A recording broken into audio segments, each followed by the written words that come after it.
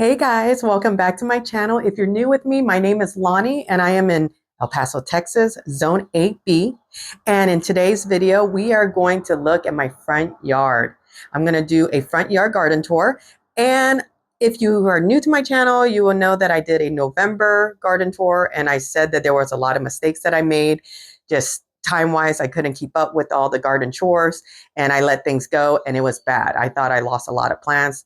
To be honest with you, I did lose a lot of plants, but I said in that video I wasn't going to make those mistakes again, and I was going to fix it this time by improving my watering, feeding my plants when they're supposed to be fed, and it definitely shows in my April garden video that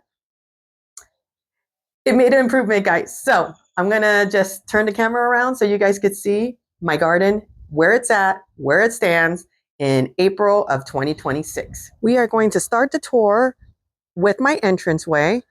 Let's start with my Japanese honeysuckle. So as you can see here, I have it connected to my archway from my front entrance. I have some brick screws and some wire connected to my entrance archway. And then I just intertwine my honeysuckle in between those wires. It looks so beautiful.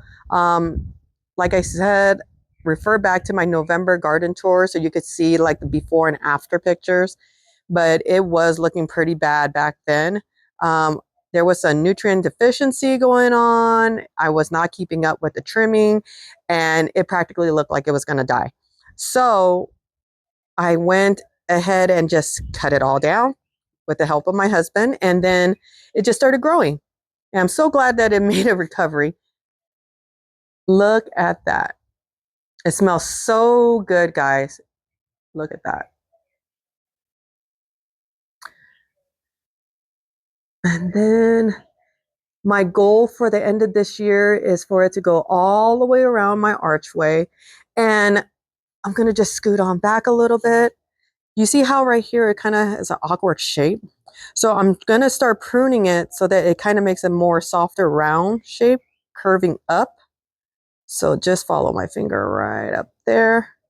And then once it goes all the way around, I want to copy that same style down here. I know it's going to be a little bit harder to do since this is the actual bush itself, the vine where it's growing, and this is just going to have the vines alone. My husband's saying that I should just grab another honeysuckle, but I don't really want to do that because one, spacing wise, I have my sweet potato vines growing over here and I just don't want it to start climbing on top of each other to go up my archway. Although it might look pretty doing that. I don't know. But I think I'm just going to let it go all the way around. I like several of the vines just hanging. It looks very whimsical, I think. And I think it just brings a more welcoming appearance to my front door. Now, once you walk onto my front porch, you will see I have several plants and planters. This is my blue whale. And this was a baby from the bigger one that I have from the turtle habitat. It looks a little rough. I watered it and then I left it out, forgot about it. And we actually had rain. And then so it just drowned it. But it's making a recovery, so I'm okay with it looking the way it does because it's trying to bounce back. You have my front door. Air Force. My husband and I are ex-Air Force veterans. If you guys are a military person or an ex-vet, holler. This is my red apple Aptenia. As you can see, there's no blooms on my succulent. This is a ice plant specific, but it's in shade, so it's not going to have that many blooms. Ice plants, it needs minimum assistance from you, minimum water. It's a great plant to just place anywhere around your home. You can make multiple plants out of the cuttings here. But like I said, I knew putting it in this location, it wasn't going to have that many flowers or any flowers to be exact, but I'm okay with the foliage. So That's where it stays. And every single red apple actinia that I have in my home or around my garden, it's from one plant. It's an amazing, amazing plant. And I highly recommend it, especially if you're in zone 8, El Paso, Texas, Southwest, Arizona, California, anywhere where it's hot, dry, and the dirt is poor quality. This is the plant for you. Let's see. I have my aloe vera over here. And same thing with my aloe vera. My aloe vera, every single one of these came from one mother plant. And that mother plant was actually a baby from another mother plant from my friend. And throughout the years, it just keeps giving pups. And I just plant them wherever I need them. And it's been doing great. And I want to show you guys something. So they thrive on neglect.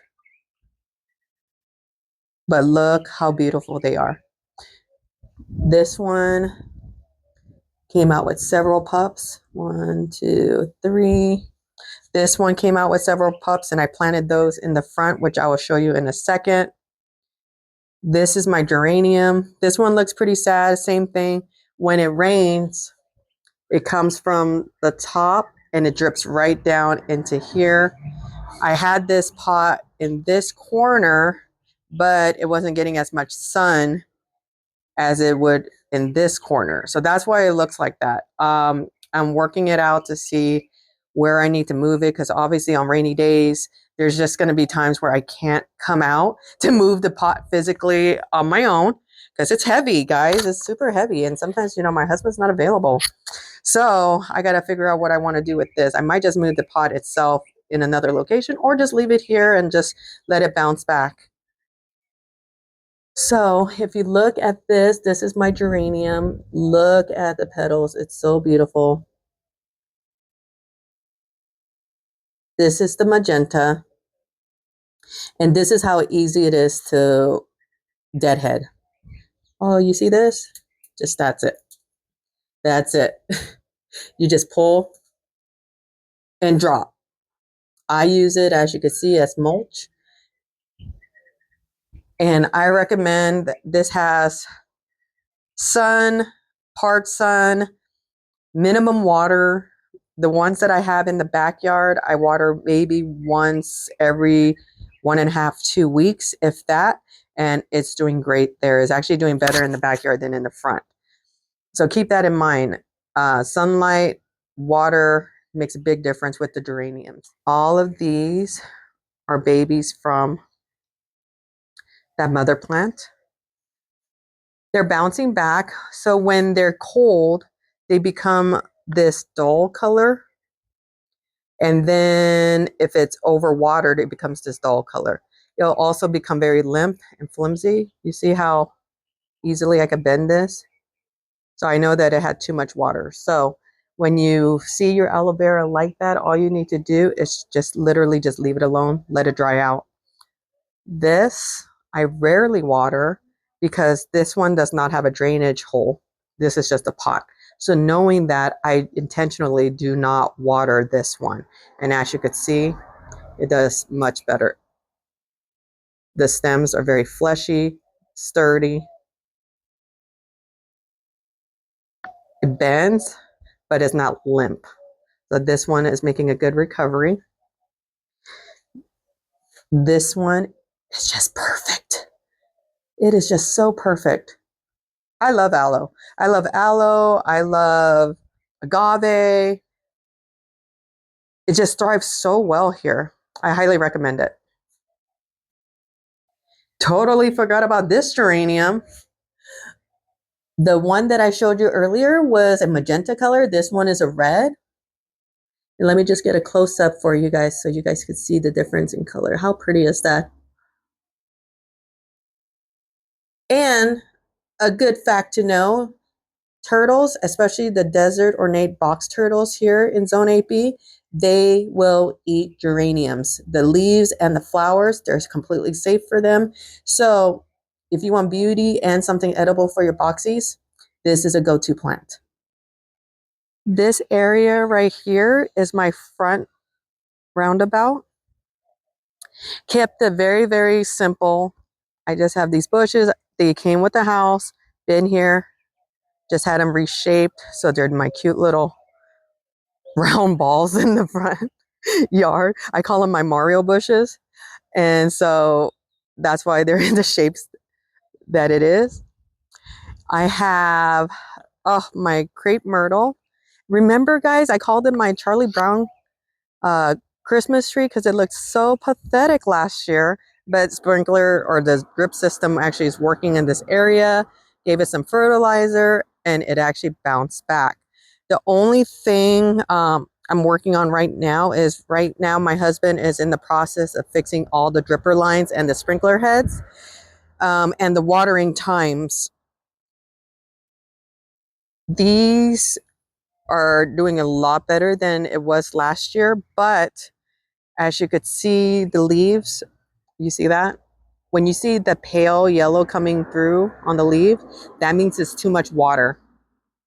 So knowing that we dropped the water recently, and we're hoping that will help the plant a little bit better, or this tree a little bit better.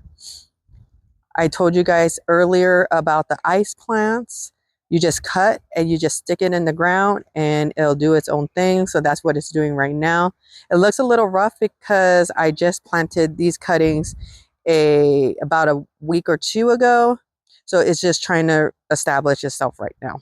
I'm not too concerned. Once the heat starts hitting us, this is going to thrive just fine. And I'll show you in the backyard in my tomorrow's video on my backyard garden tour what it actually looks like when you put the cuttings around in a circle. It's so beautiful, guys. But this is definitely a go-to plant. You have bare spots, then you want to go ahead and just cut your actinias, cut the cuttings. You don't have to do anything with it. Remove some of the little leaves on the end, on the bottom, and then stick it in the ground and it'll do what it needs to do. If you want a detailed video on that, I also have that video up.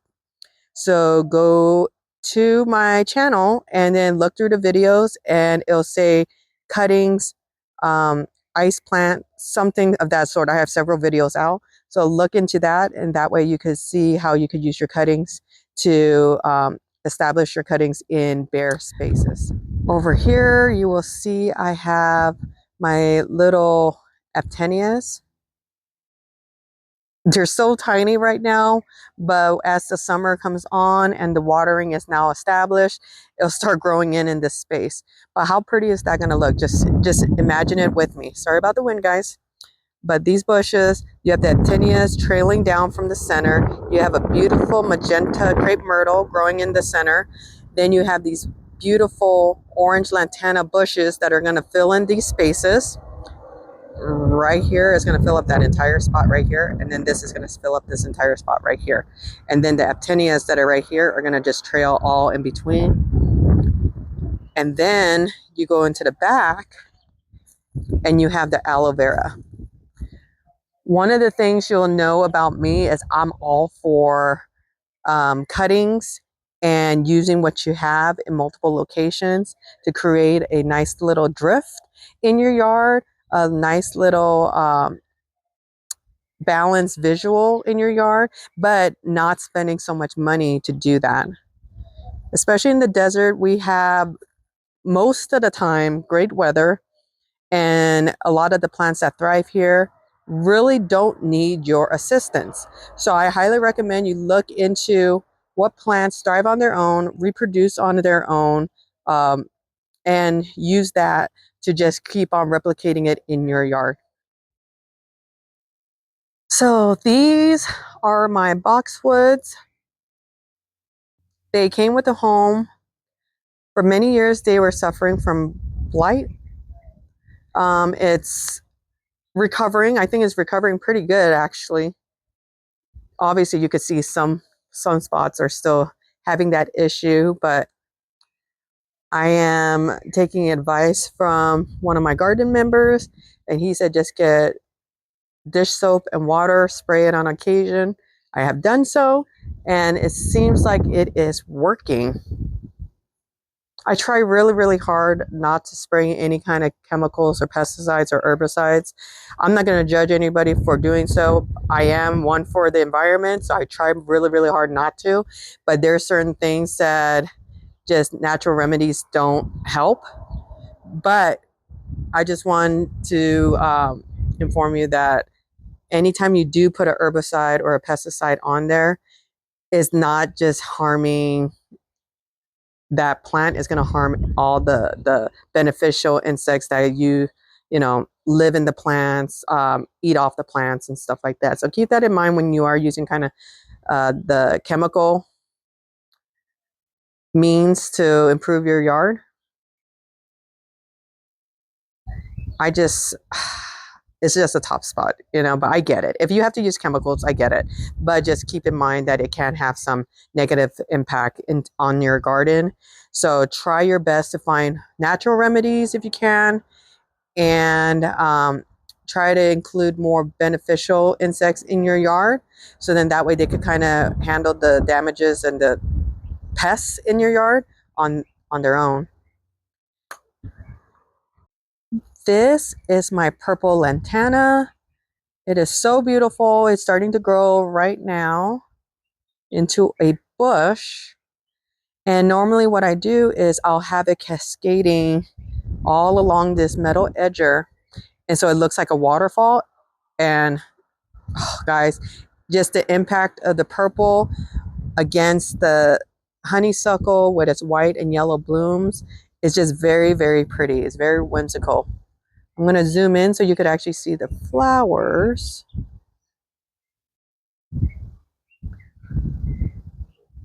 I hope you guys don't hear all the wind that's going on. It is a very windy day. So bear with me, guys. See, the flowers are very, very tiny. This is also a great plant for the desert. Same thing, you water it, but once it's established, it really doesn't need that much water from you. So this is a great plant. It comes in multiple colors. I have them throughout my yard. I have this purple, I have an orange, yellow, and some of them are trailing, some of them are mounding. Some of them can do both. It's just the way you trim it. So definitely look into that and see what's available and what would look good in your area. But I highly recommend lantana. It doesn't smell that great, but that's why you plant things that do smell great. It offsets the smell, guys. Okay, so we're going to move on to my marguerite sweet potato vines. As you could see here, it's starting to grow in, and I am so thrilled about this because this is usually one of the highlights of my yard. I won't see it completely filled out until usually about end of May, June, for sure July, August. That's when it's just popping, popping, popping, popping. It will take no time to fill in this entire bed right here. The only thing that you're going to have to worry about is it literally taking over other plants. So make sure that you trim around your other plants so then it doesn't take over. This is an ornamental sweet potato vine. So one, it was grown specifically just for its foliage, but it does provide sweet potatoes. It's not going to taste that good because this sweet potato vine was specifically for its leaves, grown for its leaves, not so much for its edible parts. If you want a sweet potato vine cover, just like I have, but you want it to be edible, all you have to do is get a sweet potato of your choice from your grocery store, cut them into quarters, let it dry out. Make sure that you have one or two, even three eyes on each corner that you cut, and then just stick it in the ground and water as you need it. Then you'll have edible sweet potatoes as well as the leaves as a ground cover. Mine, the sweet potatoes aren't that great. But can I eat it? Sure. Do I want to? Not really, because what's the whole point of eating it if it doesn't taste good? So I'm going to zoom in just so you guys could see some of the leaves. You see this? When you see it like that, that means that there was overwatering. Like I said, my husband and I were changing out all our sprinkler heads and our drip lines. And we had just some crazy weather. So we had a cold front, then we had a heat wave, then we had a cold front, then we have just crazy winds for like days to weeks. Then it's completely dusty. Then we're like, okay, all the crazy weather is done. We get perfect 3 days of beautiful sunlight, no winds, or maybe a light breeze. And then all of a sudden we get a cold front and then we get a heat wave. So between all of that issues, my sweet potatoes is kind of like, what do I do? Do I go dormant? Do I thrive? What do you want from me? So they're kind of in shock and trying to recover from all the weather issues that we've had. When you see the leaves, let me zoom in on here. When you see the leaves like this, then you will see what this indicates that I've overwatered and the weather hasn't been consistent. So again, it doesn't know if it should grow or if it should just lay dormant. Now that we've been having more consistent weather, I think it's going to bounce back just fine. But this told me that I was overwatering. So we cut back on the watering and eventually the leaves will start looking more, oops, sorry, my shadow. Oh no, my shadow. The leaves will start looking more like that, but obviously are a little bit more chartreuse hue.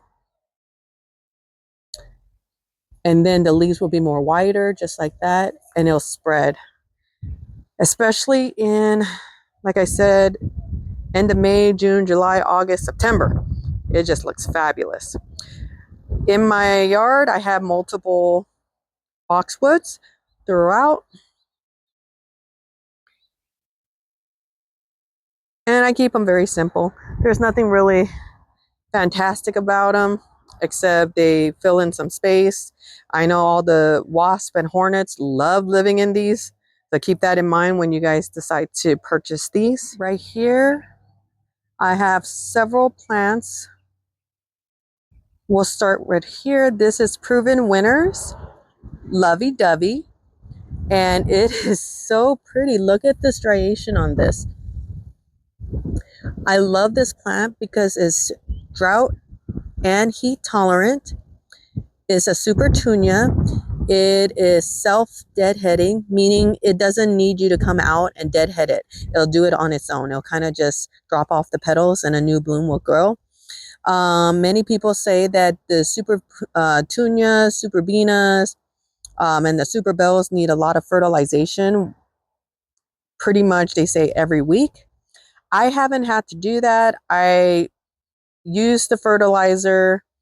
I use it right when I plant it. And as you could see, I have a lot of mulch here, a lot of soil, and it's been watered. So I feel like that the soil is pretty nutrient sufficient for these plants.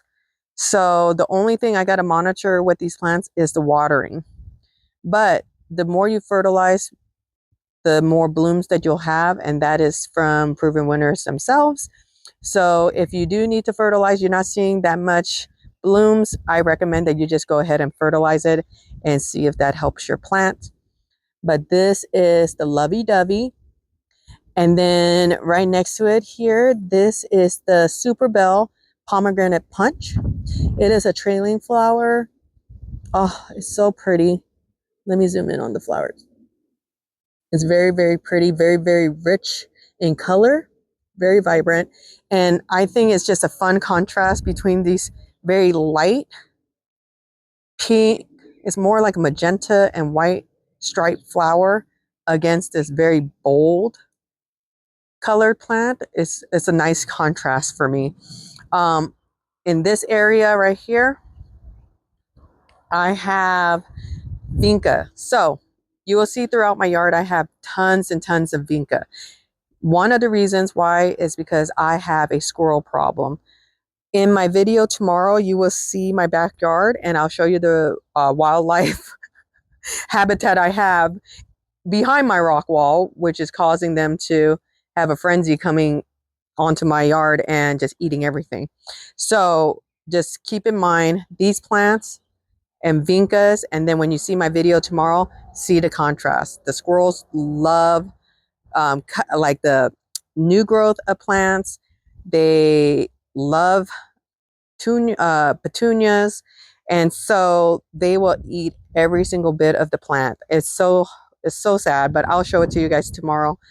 But here I have a sea of red vincas, drought tolerant, heat tolerant. You just need to water it once a week. It's completely fine with it. If it needs water, you will know because the leaves will kind of shrink. They look very, very thin. You see how the leaves right here are very fat and flat. When I said fat, no, it's flat, but you will actually see it shrink into a thinner version. And that's how you know you need to water it. So I have white here, red over here, red super bells here, and then some fun lovey-dovey over here. In the back here,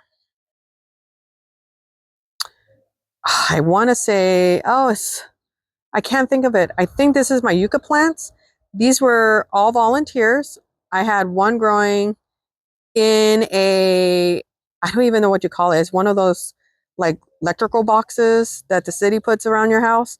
It was growing underneath it. I had one of the gardeners like many, many years ago, pull it out, and I just stuck it in the ground, and here they are. They do great. My only regret is that I planted them too close to each other. So eventually what I'm going to do is remove this one right on the right side. I'm going to go ahead and hopefully able to transplant that into another location, maybe over here in this corner. So we'll see. If the roots are really, really tough and it's just hard to, I might have to just trim down the one on the left and let them, do its thing there. This bush right here is my golden lantana. As you can see, it hasn't bloomed yet, but it's getting ready to. But if you see right next to it, this one is blooming. And so that one's going to look like that. So it looks very, very pretty once everything is in bloom together. Again, I have some more white vincas here. This is sad. I don't know what's happening to it. I'm not sure if it's my watering or I put it just too close to one of the sprinkler heads or what. But this is my emerald blue phlox. This is my second attempt to grow phlox. It's actually doing better than it did the first attempt, but I wanted this whole idea of it growing full in this space and then kind of cascading over my edgers because the edgers are pretty rough. I got to replace every single one of them, but it's so expensive. So that's for another project. But I don't know, guys. It's looking really rough. So if you have experience growing phlox in zone 8B, please let me know. If it's just the location, let me know. So then that way I could go ahead and transplant it real quick into a better spot so I could save these plants. Because, this day and age, plants are very, very expensive. And I'm going to try really, really hard not to kill them because ultimately it doesn't benefit me to have all these dead plants in my yard. And I keep on trying to replace it when something as simple as transplanting it to a new location could save it, I just want to show you guys this right here is my favorite view right here. Because once everything is in bloom, oh, it looks so pretty. Okay, back to the channel. Right here, I have my Bradford pear in early spring. Oh my gosh, it's so beautiful. It has these pretty, pretty white blooms. I'm going to try to see if I have a picture of the bloom still, so I'll put it in here. But it is very pretty. Several people said that this tree stinks. I don't experience this tree stinking. Maybe it's because I only have one planted here. But I have no issues with the smell of this. It's looking pretty good. Again, same issue that I had in November. I fixed this year, and it was the watering and the fertilizing. And so it's looking really, really good. I made sure I came out earlier this year to prune all my trees so it could have some nice circulation through the leaves, and I think it's doing very, very well. It's very pretty. It doesn't provide that much shade, but it's still a pretty tree to put in your yard. Right here, I have a volunteer mulberry. I had it for several years, and I had it in like a nursery pot forever. I just recently repotted it into a bigger pot, and this is probably going to be a better spot for it anyways because it's getting better sunlight. I had it in my shade garden, which is over here. I know you can't really tell that it's a shade garden, but it does have a lot of shade throughout the day. My neighbor is going to be building a fence along this area. So because of that, I know most of the plants here are going to either lose its blooms or not grow at all because of the sunlight that they need. So in another video, I'm going to show you what I'm going to do about these plants. Chances are once the fence goes up, I'm going to leave the oleanders. I'm going to remove and transplant some of the plants I have in there to other locations where it will still get sun. I did have a vegetable garden growing over here, and so with that, I might have to just change it into like a shaded garden with a lot of leaves like hostas, something like that. So that's going to be in the works. I'll let you guys know when that project comes up.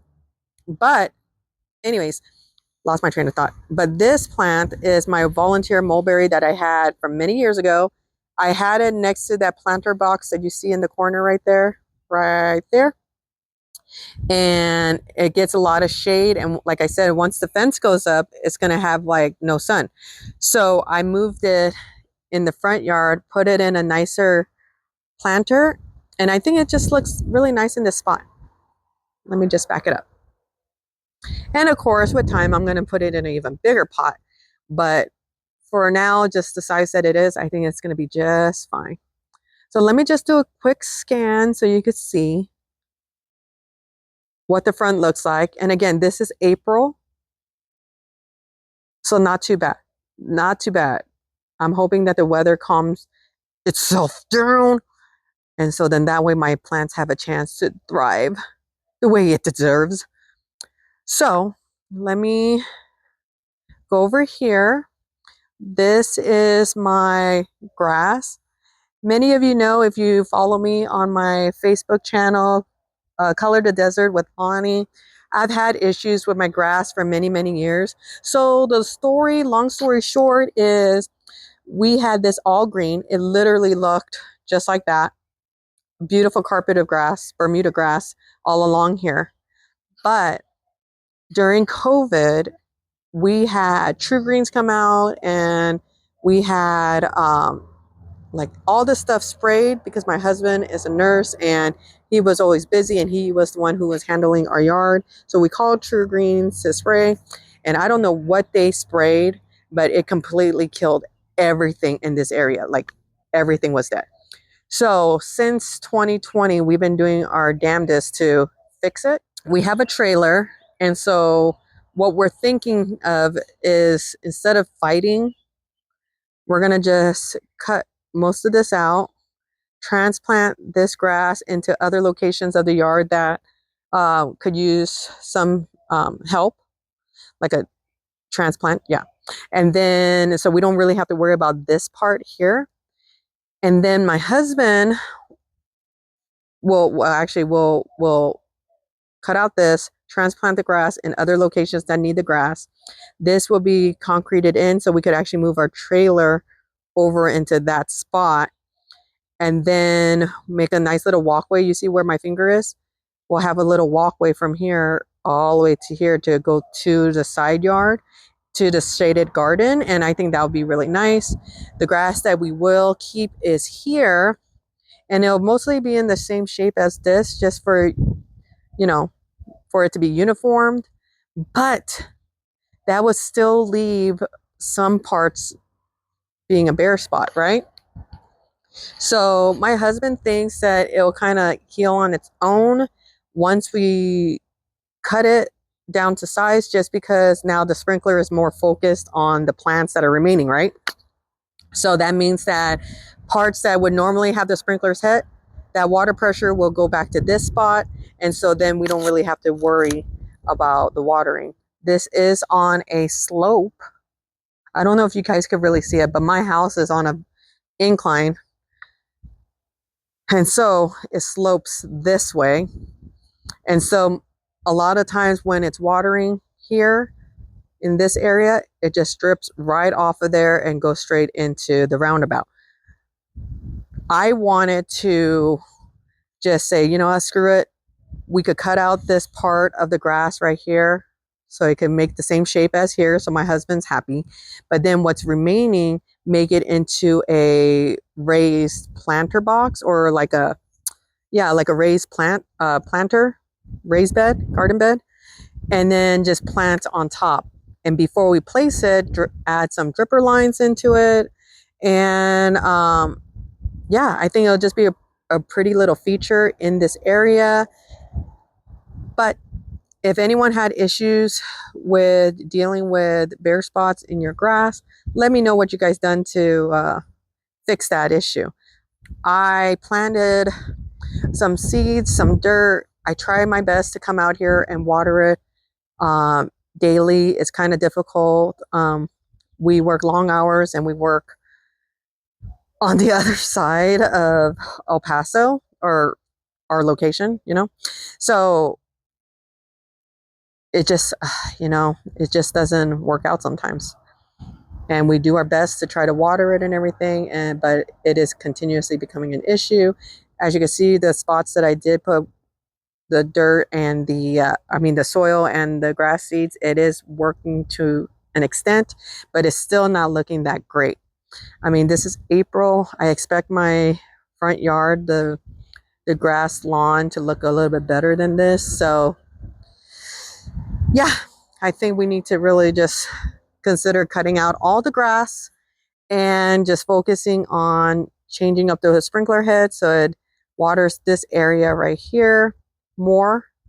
And then just any part that's bare after that, maybe put a planter, or maybe rock it in like kind of like this. I don't know. What do you guys think? Kind of make like a little landscape design, and then with a planter box in this area. I don't know. Give me your guys' ideas. I'm lost for words here. This is just a mess. But that's the only struggle I really have going on in the front yard. Everything else is doing just great. So if you guys are still with me, thank you for watching the full video. Ooh, you guys hear that? That's the wind trying to take off my hat. But that is my front yard garden tour. Let me know what you guys think.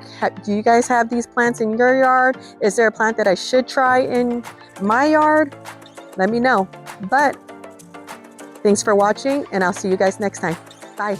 Hey guys, it's me again. I just wanted to come over here and just show you my freaking asparagus.